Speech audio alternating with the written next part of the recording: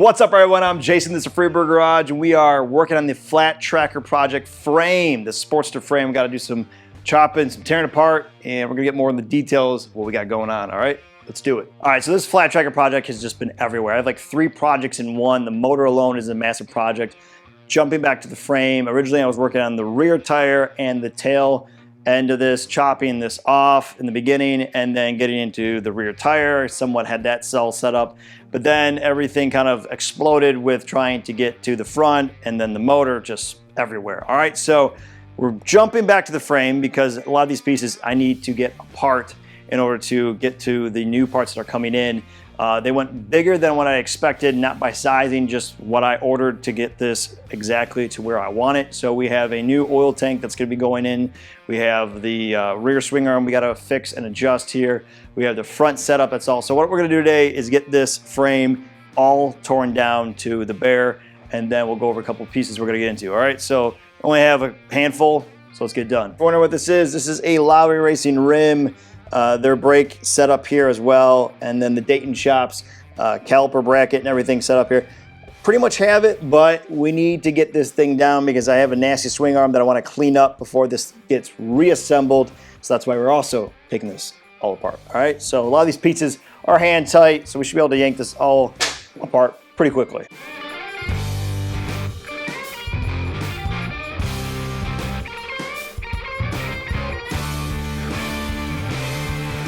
Chain, pretty simple. That's what's nice about chains. Just yank them off. Oh, I guess if I had everything else, but either way, simple off. Removing the swing arm, we got a hex over here or Allen head. Then we have a normal nut on this side. So what I'm gonna do is get this penetrated a bit and should hopefully take care of a little bit of the ease because this thing hasn't probably been apart since it was assembled back in '95, all right? So we'll let that sit for about, let's say 5 minutes here. We soak it, just to make things a little bit easier. All right, we're gonna have to use a breaker bar on this. Hopefully we don't snap the bolt.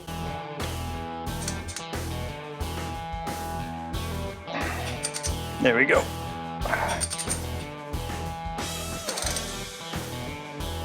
The Allen head removed now, we can knock out the bar that's holding up to the other side. It's essentially holding the original bolt, okay? The other side here. Let's see if we can do that by hand. Now this should just pull right out.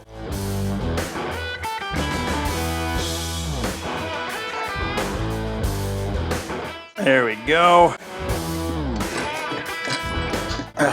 All right, freed up. So we're gonna get to the top nut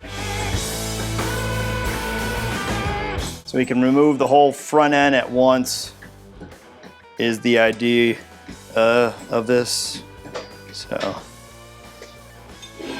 easier to see it, go down.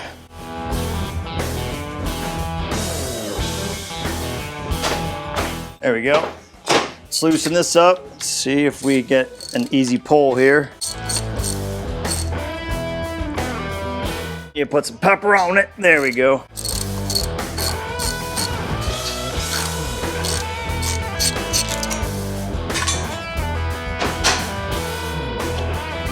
There we go. We will pull off the top here. We got our neck bearing, which is probably pinched right now with the frame. Get up here.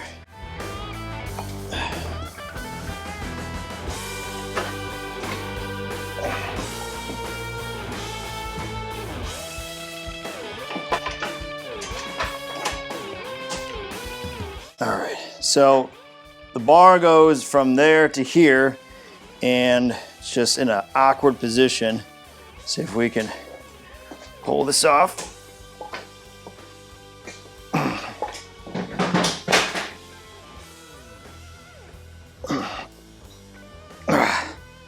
All right, it's a little stuck. There we go.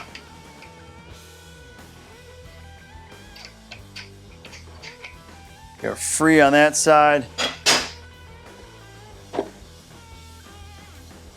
Now, Theoretically, we should be able to now pull this right off. I have the tire still tied up. Let's try this again.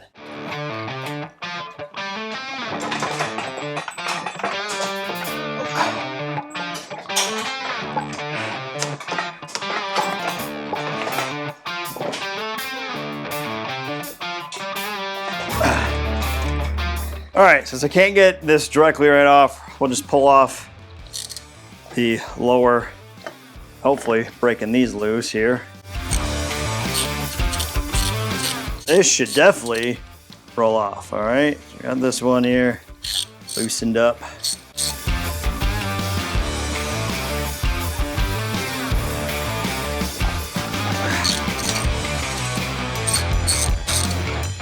Now that should at least slide off the forks.